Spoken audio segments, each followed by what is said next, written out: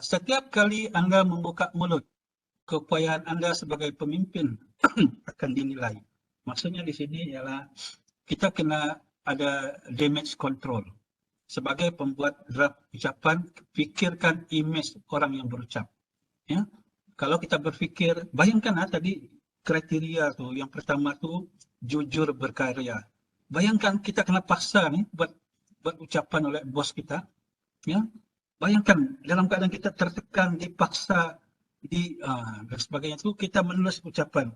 Agak-agak apalah isi ayat tersebut, kan? Sudah tentu isinya ada unsur-unsur ataupun ada elemen amarah yang marah. Dan kesan daripada itu terpalitlah si Prasmi ini. Dia pun membaca ayat-ayat yang mempunyai elemen amarah yang marah. Macam lagu JJ, amarah yang marah.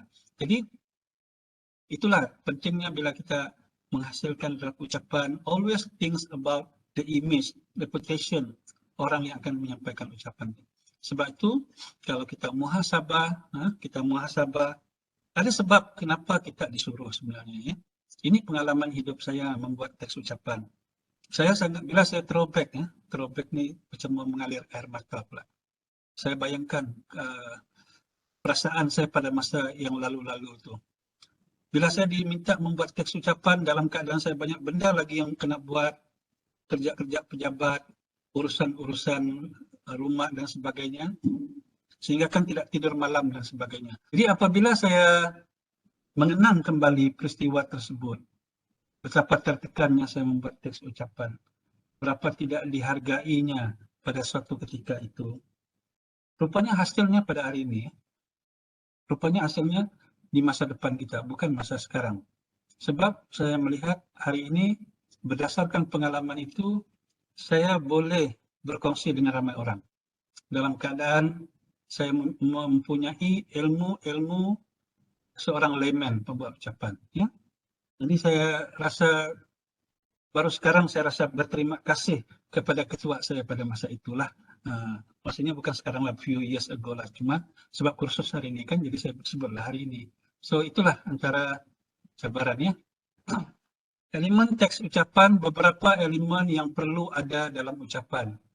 Okay, pertama, salam dan salutasi. Awal tadi saya sebut salam UMS Eco Campus, salam Sabah Maju Jaya, salam keluarga Malaysia. Saya di mana-mana pun, kalau saya pergi dan diminta untuk menyampaikan ucapan spontan, 3 ni saya tidak pernah miss. Sebab, lain lagi yang Assalamualaikum, salam sejahtera itu lain lagi.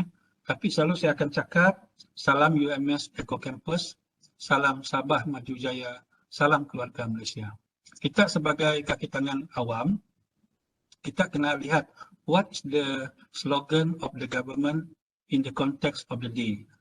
Jadi kita kena, sebagai penjawat awam, kita kena sentiasa berusaha kongsikan slogan kerajaan negeri dan kerajaan persekutuan. Kerajaan negeri dia pakai, kalau UMS, of course lah UMS Eco Campus. Kalau kerajaan negeri, Sabah Maju Jaya. Kalau pusat, keluarga Malaysia.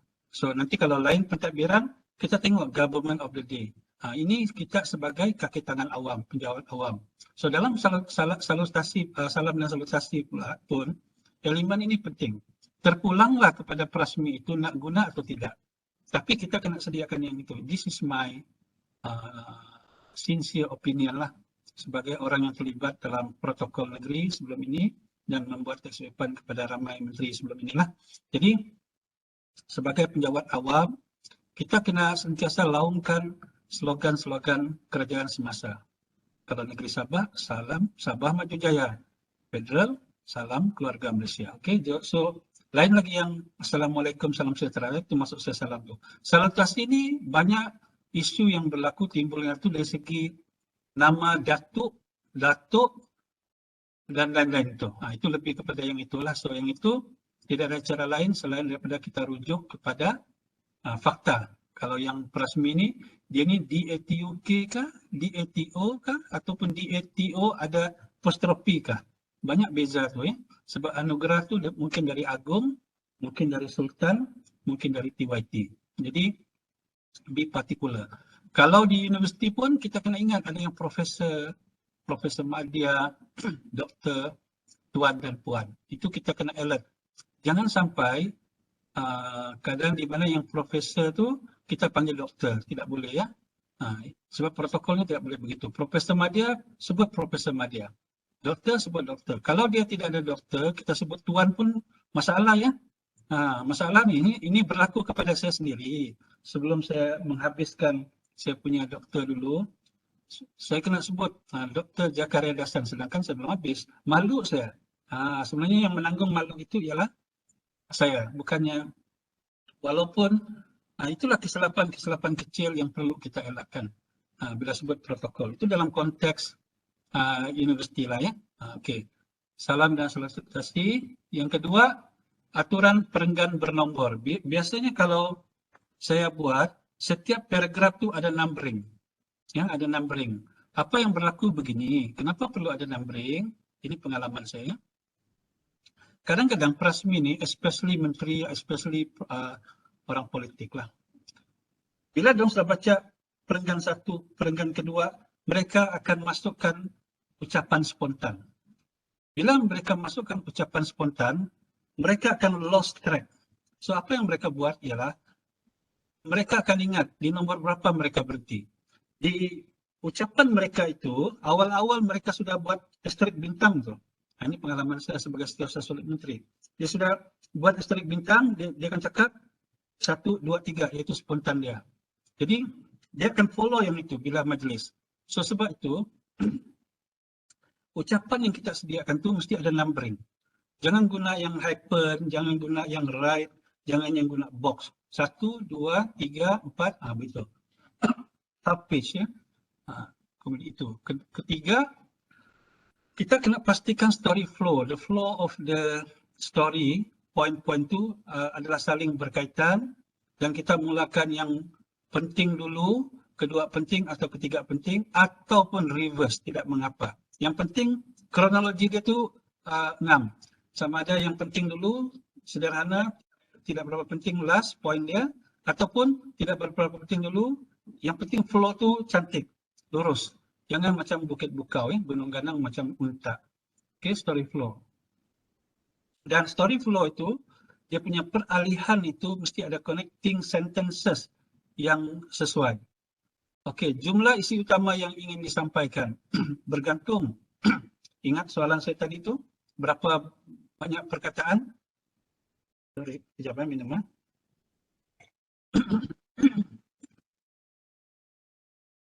Oh, sedap minum teh tarik.